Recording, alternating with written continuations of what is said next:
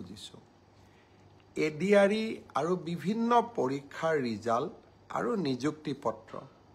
আমি 10 অক্টোবৰত দিবৰ বাবে সিদ্ধান্ত লৈছিলো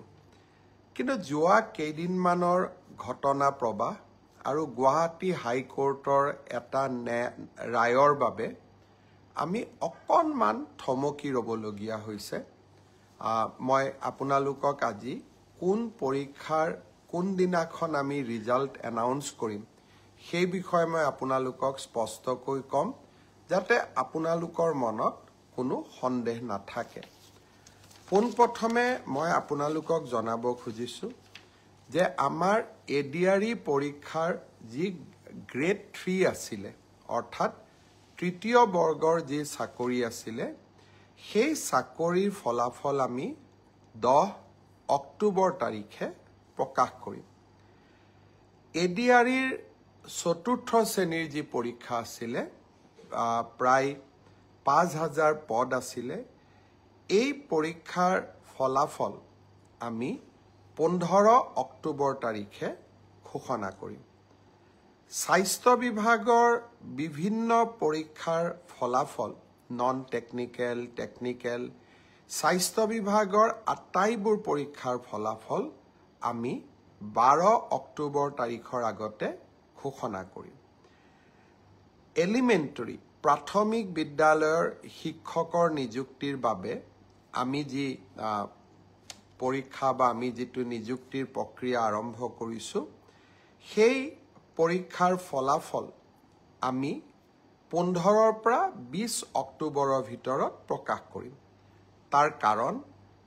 প্ৰাথমিক বিদ্যালয়ৰ শিক্ষক শিক্ষয়িত্ৰীৰ পৰীক্ষাৰ ফলাফল ঘোষণা কৰাৰ আগতে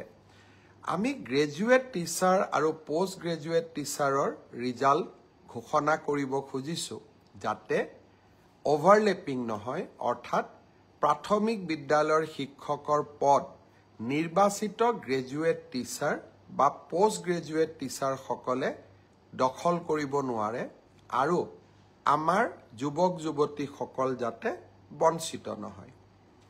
গ্ৰেজুৱেট টিচাৰ আৰু পোষ্ট গ্ৰেজুৱেট টিচাৰৰ পৰীক্ষাৰ ফলাফল আমি 15 অক্টোবৰ তাৰিখে ঘোষণা কৰিম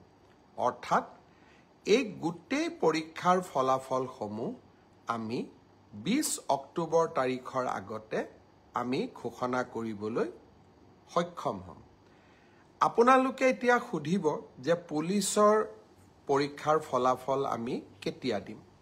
সাব ইন্সপেক্টৰৰ ৰিজাল্ট বা ফায়াৰ ব্ৰিগেড আদিৰ ৰিজাল্ট আমি 10 অক্টোবৰ তাৰিখে দিম বা তাতকৈ আগতে দিম কিন্তু এবি আৰু ইউবি কনিষ্টবলৰ ৰিজাল্ট দিয়াৰ ক্ষেত্ৰত গুৱাহাটী উচ্চ ন্যায়ালয়ে এটা আমাক সাময়িকভাৱে বাধা আৰোপ কৰিছে আমি আশা কৰো সেই বাধা আৰোপ অতিক্ৰম কৰি অৰ্থাৎ উচ্চ ন্যায়ালয়ক সন্তুষ্ট কৰি আমি এই মাহৰ ভিতৰতে পুলিচৰো এবি আৰু ইউবি কনিষ্টবলৰ ৰিজাল্ট ঘোষণা কৰিব পাৰিম এই গোটেই ৰিজাল্টৰ ফলাফলৰ লিষ্টখন দেখিলে আপোনালোকে ইতিমধ্যে গম পাইছে যে আমি 20 অক্টোবৰলৈকে যাবলগীয়া হৈছে কিন্তু মই প্ৰতিশ্ৰুতি দিছিলো যে অক্টোবৰ মাহৰ ভিতৰতে 10 অক্টোবৰত আপোনালোকক নিযুক্তি পত্ৰ দিম 10 অক্টোবৰত মই নোৱাৰিলো অন্তত 25-26 অক্টোবৰৰ ভিতৰত আপোনালোকৰ হাতত মই নিযুক্তি পত্ৰ তুলি দিম কাৰণ পৰীক্ষাৰ ফলাফল ঘোষণা কৰাৰ পিছতো আমি বিভাগলৈকে কাক কোন